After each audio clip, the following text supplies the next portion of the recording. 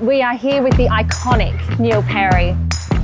You have just won here at Margaret, the third best steak restaurant in the world, #1 in Australia. I've retired to Double Bay. With 5 restaurants. Yeah.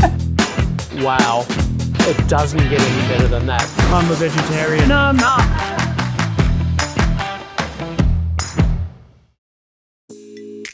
You've just won #3 steak restaurant in the world, #1 in Australia. Yeah. Can you show us how to cook the perfect steak?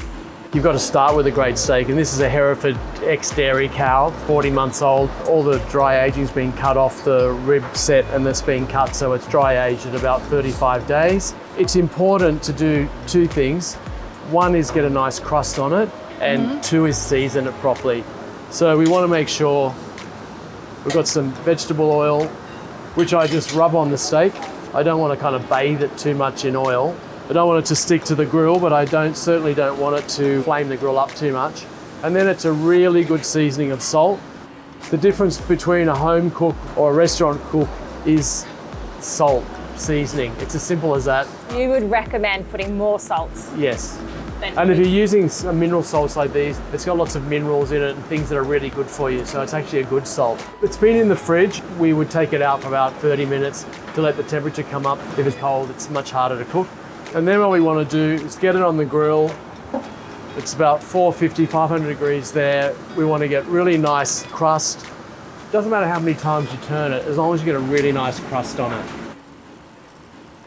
You know, Heston Blumenthal is another great friend of mine, talks about turning the steak every 30 seconds.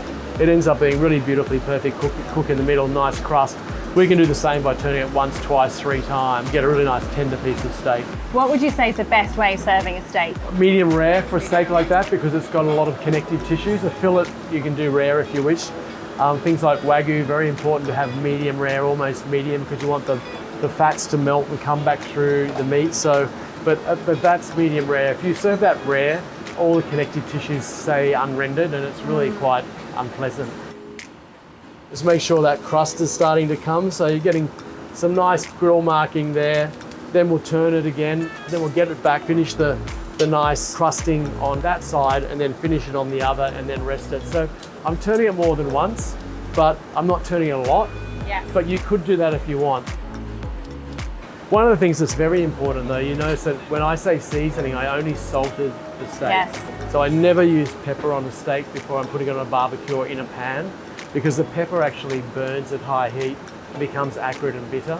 So and you don't interesting. want that. Whereas pepper added as a ground spice at the end on a salad or a steak is a really wonderful thing because it's fragrant. Pepper's supposed to be fragrant. And you can see there, it's really starting to crust now. And one of the things that we like to do before we get going on the next turn is we set it up like that because we want to just render some of the fat on the outside of the rib. So we make sure that we cook it here, and when we cook our really big ribs, we start it out there. It's almost ready. Give it a little rest, and then it'll come back and do another 2 minutes on the fire just to really heat up again. Steak like that's about 10 minutes all up, 10 minutes rest. And then you just hit it with a little bit more heat just to get the heat back into it again on the outside and just slice it up and serve it. So we can wait a few minutes. Yeah. What's your favourite steak to have of all the different cuts? Look, I really like ribeye, but I love some of the shoulder cuts, like the Denver off the top of the rib. Spinalis is another name for that cut.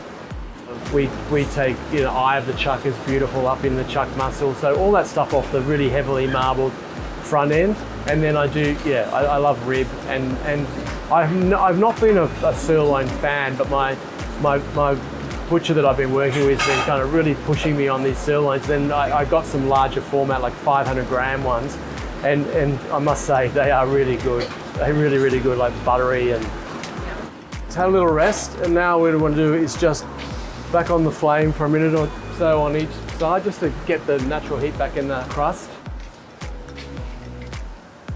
When you slice it off the rib and you slice it this way, it makes people eat a slice from the outside, which is slightly more cooked, right into the centerpiece, which is really quite rare by the bone, super juicy.